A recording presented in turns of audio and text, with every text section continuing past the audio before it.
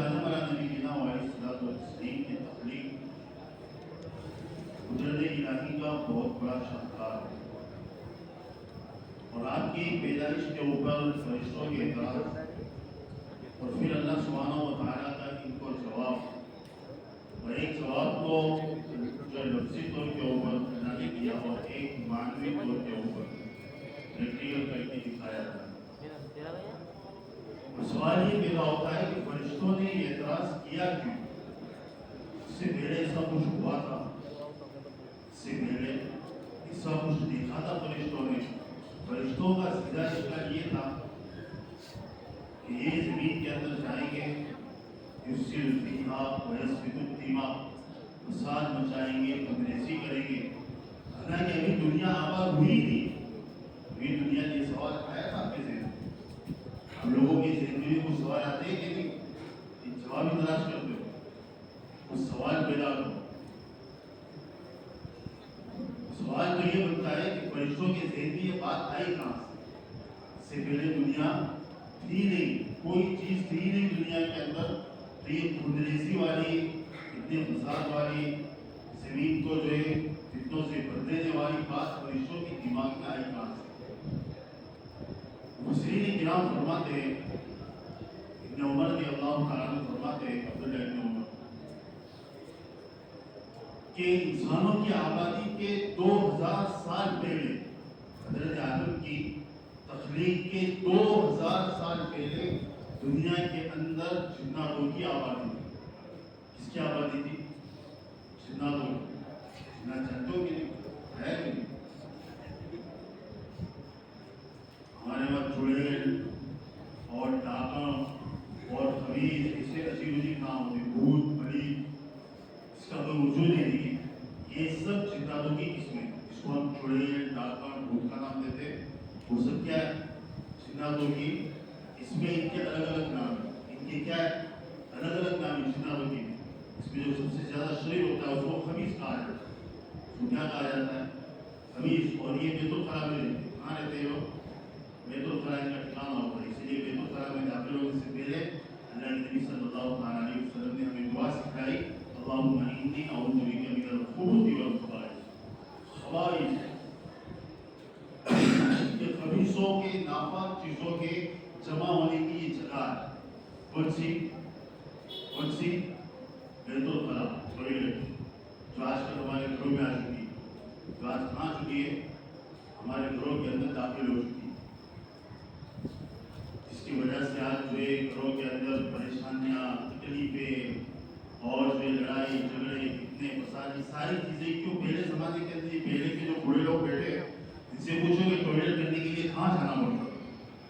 बैतुल खला के लिए कहाँ? बस्ती के बाहर खेतों में जाना पड़ता। जाते थे कि नहीं? पहले एक पूरी बस्ती के अंदर, पूरे मोहल्ले के अंदर टॉयलेट ही टॉयलेट, जानता ही नहीं था वो। खुले में करने को टॉयलेट बोलते हैं, खुले मैदान में, जहाँ चारों तरफ से हवा आ रही है, मस्त आदमी जो है बैठा हुआ है और सुकून के साथ, इत्मीनान के साथ चल रहा है। आज चारों तरफ पेड़ हो चुकी है, बिल्कुल घबराहट के अंदर जल्दी से करके भागता है। और सुकून मिलता था, क्या होता था? सुकून। तो ये बस्ती के बाहर होती थी। कहाँ होती थी? बस्तियों के बाहर, घरों के अंदर क्यों होती थी? आज ये सारी चीजें हमारे घरों में आ गई तो गोया के शयातीन और खबाइस और खबीज, नापाक चीजों का अड्डा ही हमारा घर बन गया। हमारा घर अटैच का जो फैशन चला है ना, हमारे जमाने के अंदर अटैच का जो फैशन चला है, ये बहुत ही बुरा फैशन है, बहुत ही बुरा। हाँ, अगर कहीं घर के बाहर है, कहीं दूर है तो बात अलग है, लेकिन घर के अंदर ही अटैच बना डालना, इस घर के अंदर हम रहते हैं, इस घर के अंदर हम खाते, पीते, सोते, उसी मकान के अंदर, उसी घर के अंदर टॉयलेट का होना, ये बहुत बड़ी वबा है। बला, मुसीबतें, तकलीफें और आसिम के असरात, फिर जिन्नातों के असरात, ये सारी चीजें वहीं से आती है। सारी चीजें कहाँ से आती है?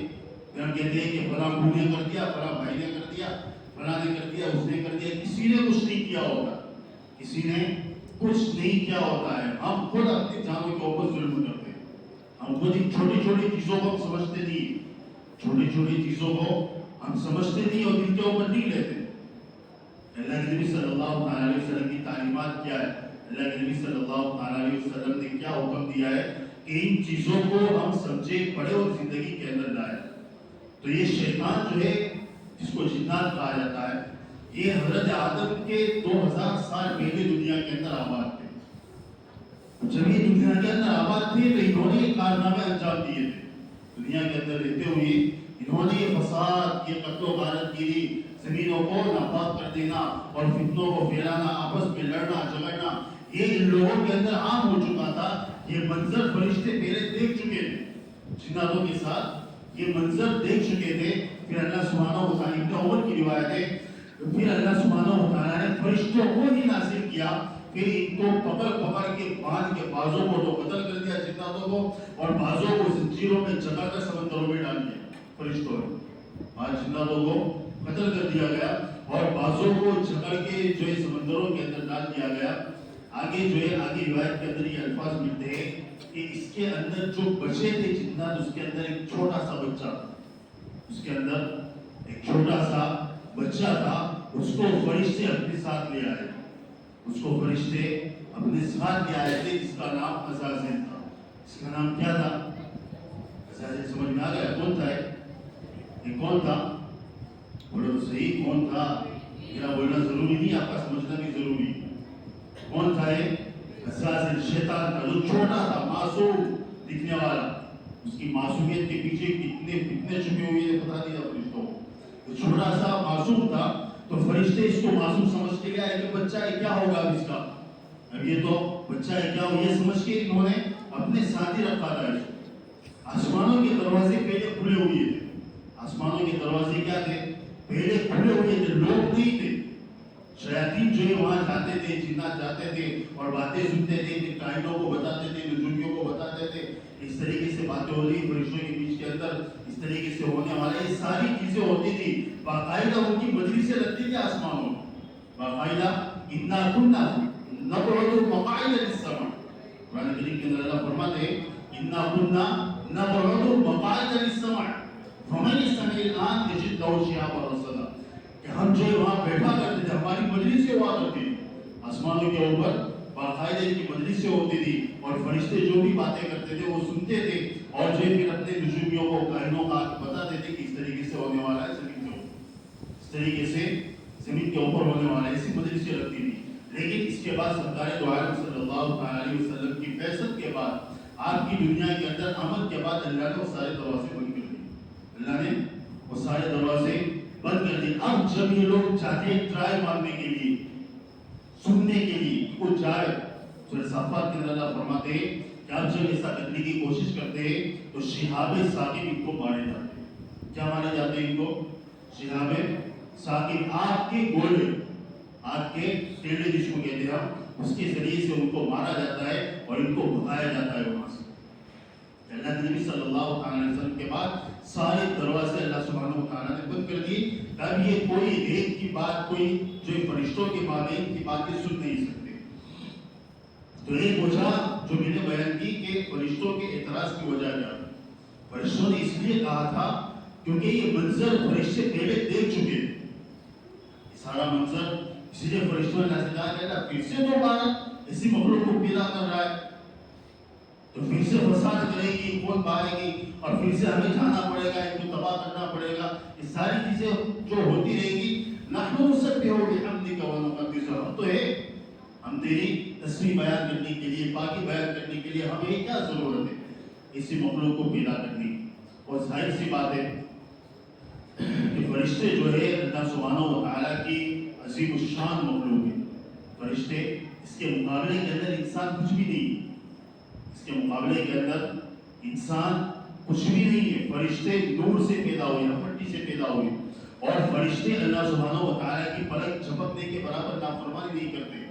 نہ کھاتے، نہ پیتے، نہ سوتے، نہ شادی بیاہ کرتے، ساری چیزوں سے مبرہ اور پاک ہے. اور پھر ان کی عمریں بھی لمبی لمبی، ان کی عمریں بھی کیسی لمبی. اب یہ اسی وقت مریں گے جب اخیری سور پھونکا جائے گا، کل من علیہا فان، اس وقت سب لمبے ہو جائیں گے. اس سے پہلے مرنے والے بھی نہیں، اس سے پہلے ان کے اوپر فنائیت بھی تاریخ میں ہوگی. تو ایک جو ایک مضبوط مخلوق کے مقابلے کے اندر ایک کمزور مخلوق پیدا کی جا رہی ہے. تو فرشتوں کا اعتراض تو بنتا ہے، فرشتوں کا اعتراض تو بنتا ہے کہ نہیں کہ بھائی ہم اتنے طاقتور، اتنے مضبوط، اتنے بڑے، اور یہ معمولی سا 5-6 فٹ کا انسان، معمولی سا، اور پھر گندگی سے بھرا ہوا، اس کے ناک کے اندر جو ہے شیٹیں بھرے ہوئی ہے، اس کے کان کے اندر میل بھرا ہوا ہے، اس کے پیٹ کے اندر پاخانہ بھرا ہوا ہے، اس کے پسینے کے اندر بدبو آ رہی ہے، 2-3 دن اگر نہائے تو بدبودار ہو جائے گا. ہم یہ ساری چیزوں سے پاک ہیں، ہم ان ساری چیزوں سے کیا ہے؟ پاک ہیں. اور اس کو جو ہے دنیا کے اندر اللہ کہہ رہا ہے کہ میں اس کو خلیفہ بناؤں گا، تو پھر فرشتوں کی کھوپڑی جائے گی کہ نہیں؟ اعتراض تو ہوگا کہ نہیں فرشتوں؟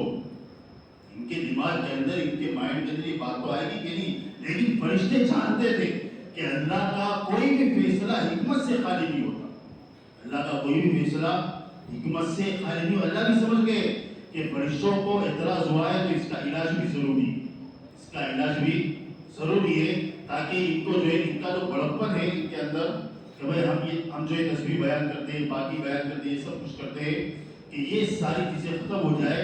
تو پھر اللہ سبحانہ و تعالیٰ نے کیا کیا؟ وَعَلَّمَ آدَمَ الْأَسْمَاءَ كُلَّهَا ثُمَّ عَرَضَهُمْ عَلَى الْمَلَائِكَةِ.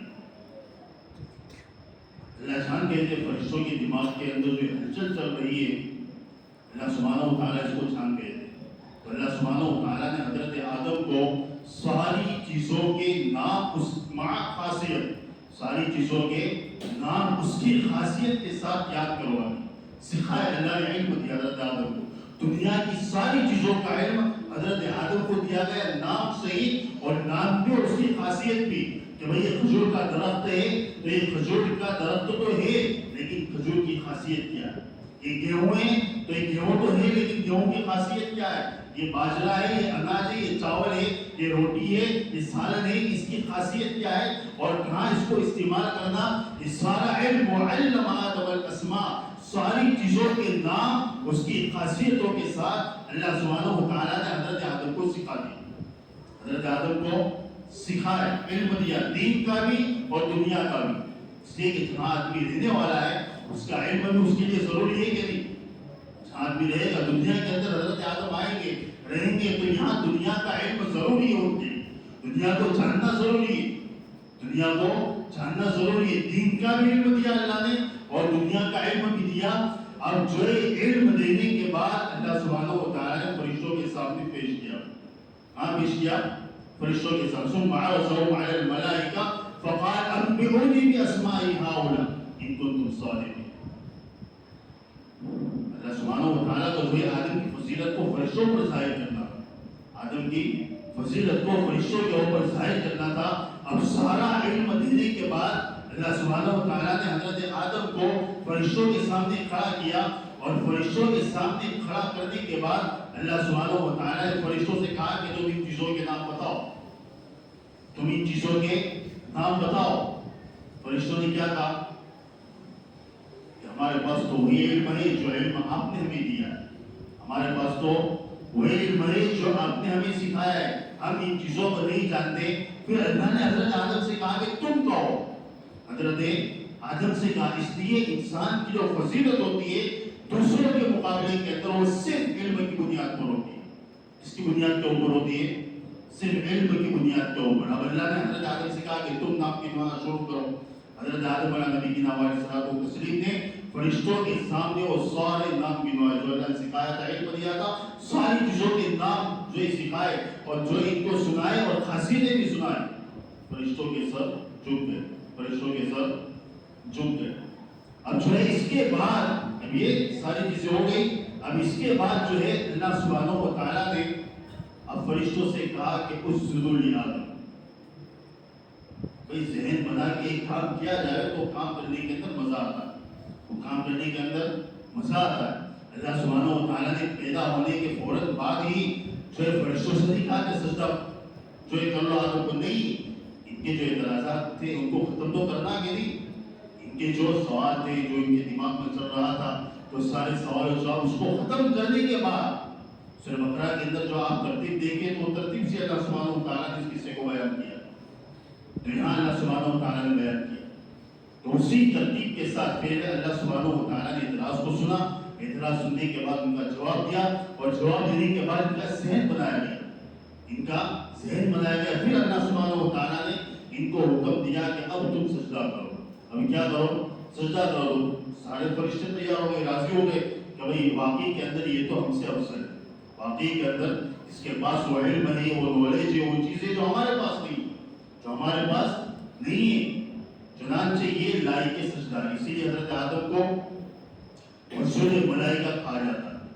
مسجود ملائکہ, فرشتوں نے جن کو سجدہ کیا, اور ہم سب بھی مسجود ملائکہ. ہم سب بھی کیا ہے؟ ہم سب کیا ہے بھائی؟ مسجود ملائکہ ہے کہ نہیں؟ ہے. کیسے؟ ہم ہاسپٹل میں آئے تھے, پیدا ہوئے تو فرشتے آئے تھے سجدہ کرنے, آئے تو فرشتے سجدہ کرنے.